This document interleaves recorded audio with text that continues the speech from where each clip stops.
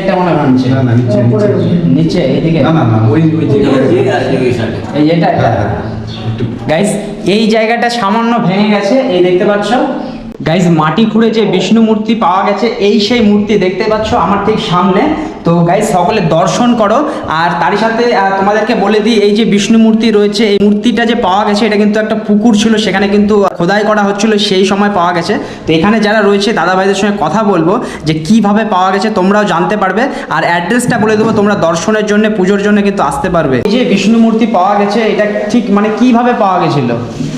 সেটা পার্শ্ববর্তী একটা অনেকদিন আগে থেকে পুকুর ছিল। আচ্ছা, পুরনো পুকুর, সেটাকে পুনরায় ভাবে আবার সংস্করণ করে একটা খনন হচ্ছিল। আচ্ছা, খননের সময় আমার এই জিসিবি গাড়ি আছে, সেই জিসিবি গাড়ি ড্রাইভার চালাচ্ছিল, সেখানে মূর্তিটিকে আচ্ছা পাওয়া গেছে। মোটামুটি কতটা ডিপ নিচে ছিল, মাটির কতটা নিচে ছিল? মোটামুটি 1-1.5 ফিট। কত তারিখে এটা হয়েছিল, মানে খনন কাজটা যেদিন পাওয়া যায়? সেটা শুক্রবার 3 তারিখ ছিল। এপ্রিল মাসের 3 তারিখে পাওয়া গেছে। আর এই যে মূর্তি দেখতে পাচ্ছি, তো দাদাকে বলবো যে আমরা যখন খবর পেলাম দূর থেকে ছুটে এলাম দেখার জন্য, তো এরকম প্রচুর মানুষ আসছে পুজো দেওয়ার জন্য, দর্শন দেওয়ার জন্য। আর এই জায়গাটাকে কি বলে? এটা আমাদের গ্রামের নাম হচ্ছে রানাপুর।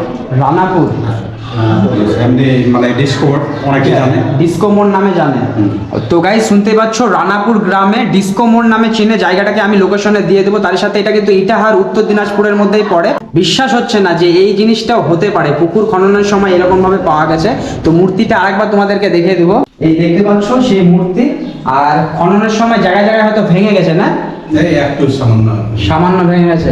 এই সাইডটা মনে ভাঙছে। না না নিচে নিচে এদিকে না না না ওই এই যেটা একটু গাইস এই জায়গাটা সামান্য ভেঙে গেছে, এই দেখতে পাচ্ছ। যে বিষ্ণু মূর্তি রয়েছে, আমি এখানকার লোকেশন দিয়ে দেবো, তোমরা অবশ্যই আসবে। আর কমেন্টে অবশ্যই লিখে যাবে যে এই যে বিষ্ণু মূর্তি রয়েছে তোমরা কোথা থেকে দেখছো আর কে কে আসতে চাও।